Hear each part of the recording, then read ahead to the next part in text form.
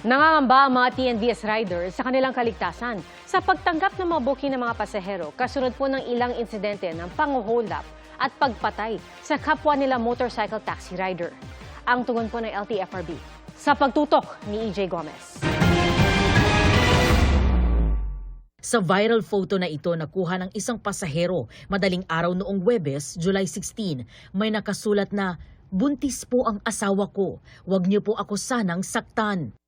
Sabi ng uploader, hindi kailangang maglagay ng mensahe gaya nito ang sinuman para lang makauwi ng ligtas at lalong hindi rin anya dapat natatakot ang sinuman na umalis para lang magtrabaho at mag-isip kung makababalik ba sila ng buhay sa kanilang pamilya. Ang motorista namang ito hindi napigilang maluha sa nakitang nakasulat ding mensahe sa helmet ng isang rider na nakita niya sa gitna ng traffic. Bakit? Bakit kailangan na maglagay ng note para lang makauwi sa family nila ng safe? Umani ang post ng milyong-milyong views sa social media.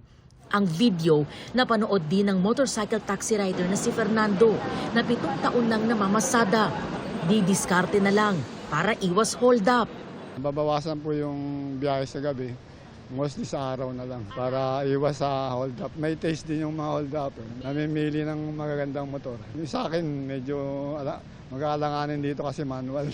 Katulad ni Fernando ang ilang rider na nakikiusap ngayon sa mga tao, pasahero man o hindi, na wag sana silang gawa ng masama dahil naghahanap buhay lang naman sila.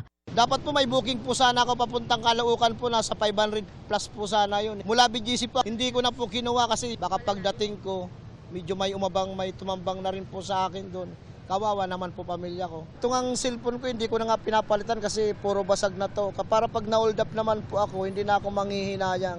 Ibibigay ko na lang sa kanila lahat para wag lang ako patayin. Marami na kaming iniilagan na mga lugar ngayon kung saan po yung mga talagang delikado na lugar, hindi na po namin pinipick up yung kahit na bawal po sa amin mag-cancel. Doon na lang po kami sa medyo mga safe na lugar na lang po. Sana yung mga magiging pasahero namin, sana naman po isaalang-alang nila rin yung buhay namin kasi naghahanap buhay lang po kami ng patas eh. Sabi ni LTFRB Chairman Vigor Mendoza, ipapatawag nila ang mga motorcycle taxi riders at iba pang stakeholders para sa isang public consultation sa susunod na linggo para pag-usapan ang pwedeng gawing hakbang para maprotektahan naman ang mga riders sa kanilang pamamasada.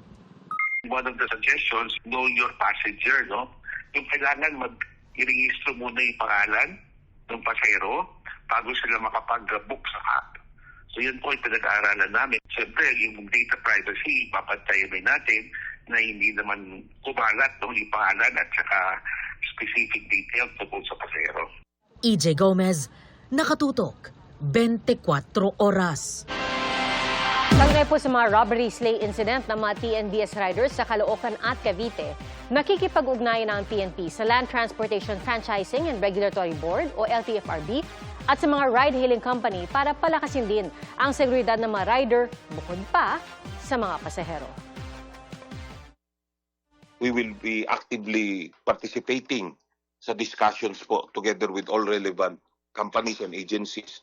Ang hinahabol po ng inyong Philippine National Police ay preventive measures at proactive measures. Sana naman po makita rin natin yung ang pagpapakalat natin ng kapulisan at yung walang humpay na follow-up ay naglilid naman po sa pag-solve ng mga krimen na ito.